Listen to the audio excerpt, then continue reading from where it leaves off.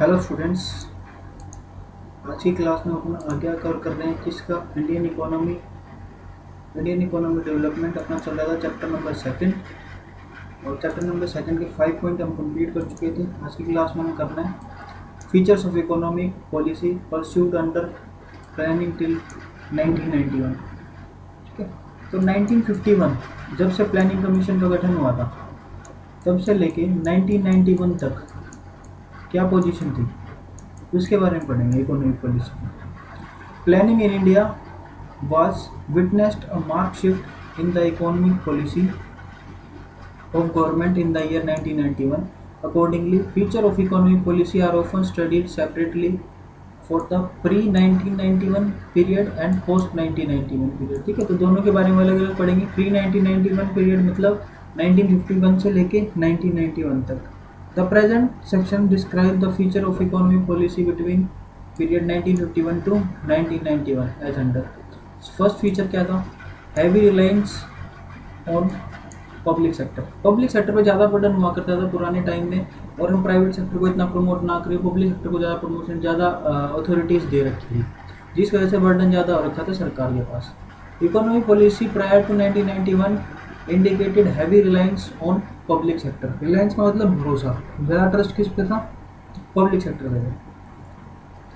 Thus, in industrial policy revolution 1956, as many as 17 industries were reserved in the public sector। Public sector में कितने decisions लिए जाते? 7 industries के regarding सारे decisions लिए जाते थे। दूसरा, जो 12 इंडस्ट्रीज थी उनको दे रखा था प्राइवेट सेक्टर के under. It was realize that the objective of socialistic pattern of society could be achieved only through a comprehensive development of public sector enterprises। ठीक है, उस टाइम पे ये सोचती कि पब्लिक सेक्टर की इंटरप्राइजेस की जितनी ज़्यादा डेवलपमेंट होगी उतनी ज़्यादा ग्रोथ होगी। सेकंड फीचर क्या है? Regulated development of private sector. Private sector में जो डेवलपमेंट हो रही थी उस पर रूल रेगुलेशन ज़्यादा लगा रखे हैं। According to industrial development and regulation act 1948, new industry in the private sector could not be established without a license or registration। License और रजिस्ट्रेशन के बिना किसी भी को कोई परमिट नहीं था कि कोई अपना प्राइवेट अपना बिजनेस कर सके। Similarly, monopolies and restrictive trade practices act 1961 place several restrictions on the expansion of existing industries in private sector. ठीक है, दूसरा 1969 का जो एक्ट था monopolies and restrictive trade practices, वो और रिस्ट्रिक्शन लगा रहा था किस पे? एक्सपेंशन पे। जो करंट इंडस्ट्रीज बनी हुई है उस पर एक्सपेंशन में यानी बढ़ाने पे रिस्ट्रिक्शन लगाता था। Regulated development of private sector was to ensure that there was no concentration of economic power in the private hands। ठीक है, तो उस टाइम पे सोच क्या थी? इकोनॉमिक पावर कॉन्सेंट्रेशन नहीं है किसकी? Economic power in the private hands. ठीक है, नेक्स्ट क्या था feature? Protection of small scale industries and regulation of large scale industry. Large scale industries को तो रेगुलेट करना और प्रोटेक्ट करना किसको? तो स्मॉल स्केल इंडस्ट्री थी।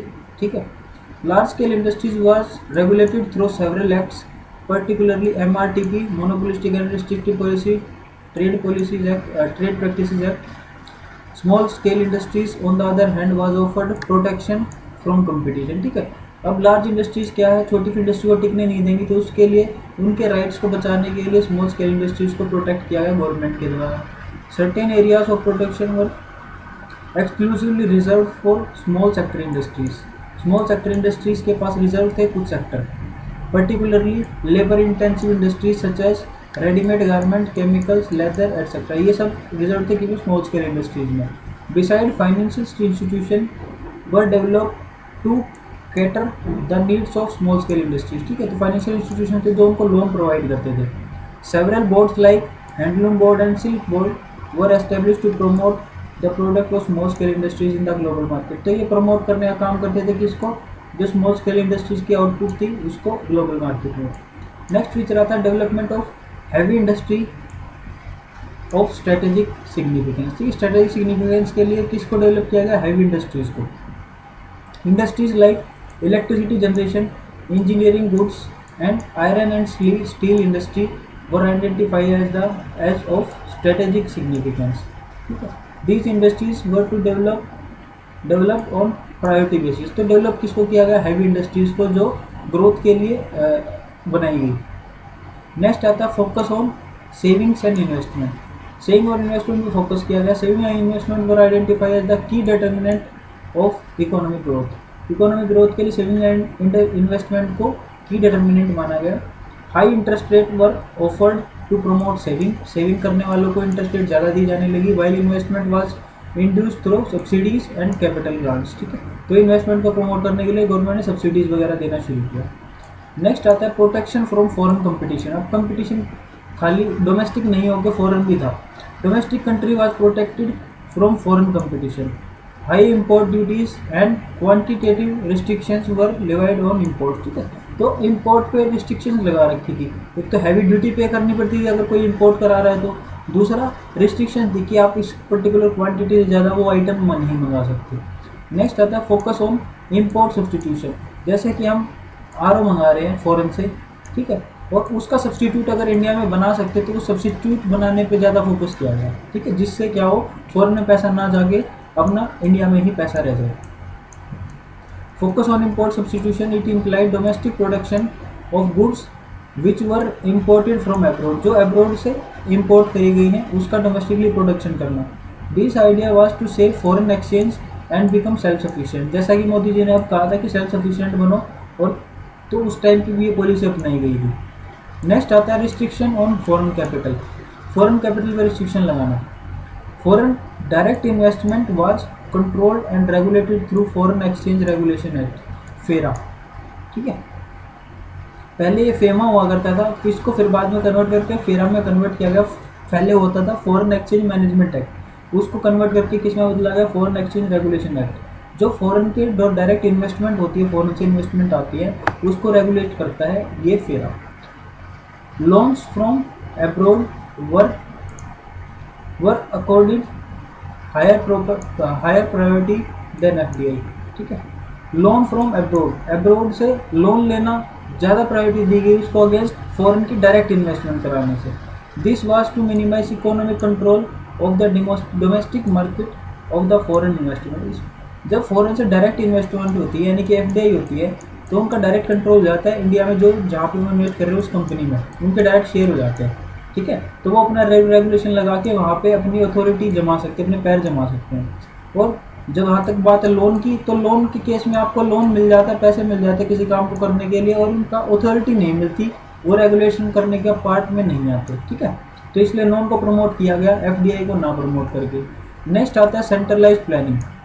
Programmes of growth and development at the state level were aligned to centralise planning. ठीक है, सेंट्रलाइज प्लानिंग करी गई ग्रोथ एंड डेवलपमेंट के लिए।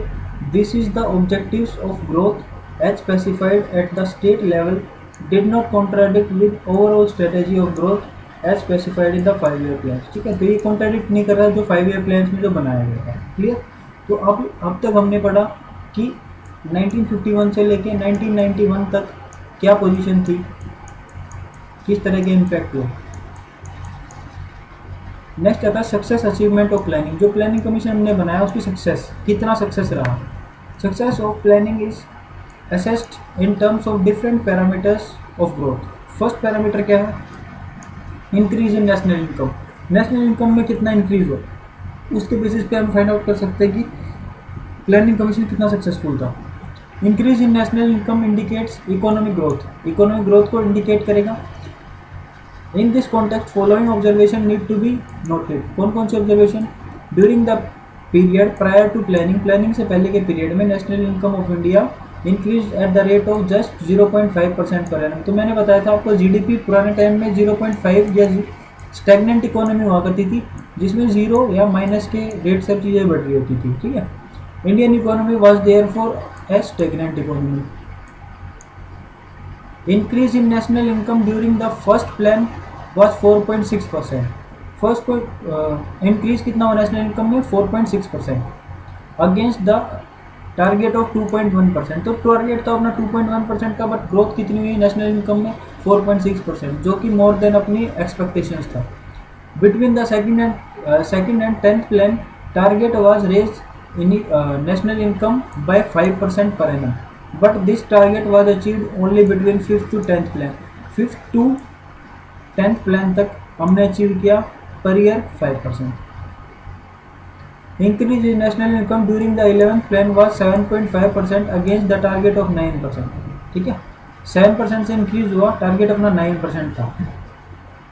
Increase in national income in 12th plan was 6.8%, target अपना 8% था. और 18-19 में कितने से इंक्रीज हुआ एस्टिमेशन? 6.9% से. Thus, during most plans we failed to achieve the target rate of growth. Yet, a deadlock was broken, a deadlock of economic stagnation that had gripped in Indian economy prior to independence. ठीक है, growth तो हुई but कई बार अपनी expectation से नीचे हुई, कई बार अपने एक्सपेक्टेशन से ऊपर हुई. ठीक है, तो बट जो स्टैग्नेंट इकोनॉमी हुआ करती थी उस चीज़ से हमने पीछा छुड़वा लिया. नेक्स्ट आता है increase in per capita income. लोगों का स्टैंडर्ड ऑफ लिविंग इंक्रीज हुआ, लोगों के पास पैसे की इंक्रीज हो गया. Over time per capita income has recorded a significant rise. Here, following observation need to be noted. During the period prior to planning, rate of increase in per capita income had only been notional. ठीक है, नाम मात्र की हुआ करती थी पहले पुराने टाइम में. प्लानिंग कमीशन आने से पहले नाम मात्र की income rate per capita income increase हुआ करता था. During the period of planning initially the pace of growth was slow, just 2.7% during the first plan, but it picked up subsequently. बाद में बढ़ गया. 11th plan recorded growth rate of 6% per annum. 12th plan estimated 5.5% per annum. In 2017, 18, 18, 19 rate of percentage per capita income was 5.7, 5.6% respectively. Increase in per capita income is a significant achievement as it implies greater availability of goods and resources पर hands of population in the country. ठीक है, लोगों के पास greater availability of goods and services को show करता है क्या? जब पर कैपिटा इनकम इंक्रीज हो जाती है. But the reader must bear in hand that this is an average rise. This does not show any promise of rise in the quality of life of each and every individual in the economy. ठीक है, ये नहीं बताता कि हर एक people की life में standard of living में इंक्रीज हो रहा है. बट ओवरऑल जो देखा जाए उसमें रिचर भी है, पुअर भी है और मिडिल इनकम पीपल भी हैं. तो उन सबको अगर निकाला जाए, पूरी इकोनॉमी के पैसे को डिस्ट्रीब्यूट किया जाए, डिवाइड किया जाए टोटल नंबर ऑफ पॉपुलेशन से, तो स्टैंडर्ड ऑफ लिविंग इंक्रीज हो रहा था. This does not account for the distribution of income. Rise in saving and investment में फोकस किया गया. During the 5-year plans there have been considerable increase in the rate of saving and investment. Note the following observation. 1950 to 51 में saving की अपनी rate हुआ करती थी 9.5%. ठीक है, it increase to 31.3% by the end of 11th plan. कितने increase होगी? 31.3% का इंक्रीज देखा गया इसमें 2017-18 में. Likewise the rate of investment gross capital formation has risen from 9.3% of the GDP in 1951 to 32.3% 2017-18. ठीक है, तो ये GDP के बारे में बताया गया है. इन्वेस्टमेंट में कितना राइज हुआ था. ठीक है, GDP का कितना पोर्शन हमने इन्वेस्टमेंट पे लगाया. We all know that saving and investment are the principal driver of economic growth. Clear. Next आता है institutional and technical change in agriculture. Agriculture में किस किस टाइप के चेंज है 5-year प्लान के according. 5-year plans have contributed to the development of agriculture in 2 ways. First क्या है? Through land reforms. Next क्या है? Through improvement in टेक्नोलॉजी में improve करके. Land reform कैसे हुआ? Abolition of intermediaries between the state and tillers of the soil. ठीक है, तो क्या जो मीडियोकर हो रहे थे, जो बीच में ज़्यादा पैसा खाते थे, उन सबको अबॉलिश किया गया. Modernisation and regularisation of rent. ठीक है, मॉडर्नाइजेशन बनाया गया, रेंट की टेक्निक को इम्प्रूव किया गया. Ceiling of on land holding and redistribution of land. Land को रीडिस्ट्रीब्यूट किया गया लोगों के पास. नेक्स्ट आता है optimistic holding size through consolidation of holding. Clear. Because of these changes there has been a significant improvement in the environment of farming. Improvement किसमें हुआ? फार्मिंग में, एनवायरनमेंट में.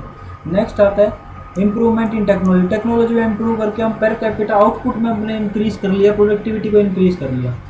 Particularly HYV seeds led to revolutionary rise in the agricultural output and productivity. Output भी और productivity दोनों चीज़ increase हो गई.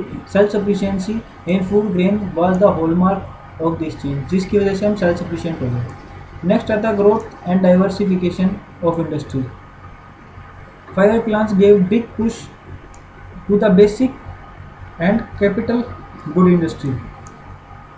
किसको पुश किया 5 प्लान्स ने? बेसिक और जो कैपिटल गुड इंडस्ट्री है दोनों को पुश किया। Following points are to bring out this fact. कौन कौन से फैक्ट हुए? During the planning period growth rate of industrial production has been around 7% per annum. Growth rate कितनी थी? 7% per annum. In the 11th plan industrial production growth rate was 7.2%, increase to 6.9% in 18-19। Consumer goods industries have substantially growth in achieve this self sufficiency. ठीक है, consumer goods भी self sufficient हो रही थी हम consumer goods में भी। National economy is now ranked at the 10th largest industrial economy in the world. ठीक है, तो रैंक कौन सी आ गई? 10th। किसकी? Indian economy. क्लियर? आज की क्लास में इतना रखते हैं।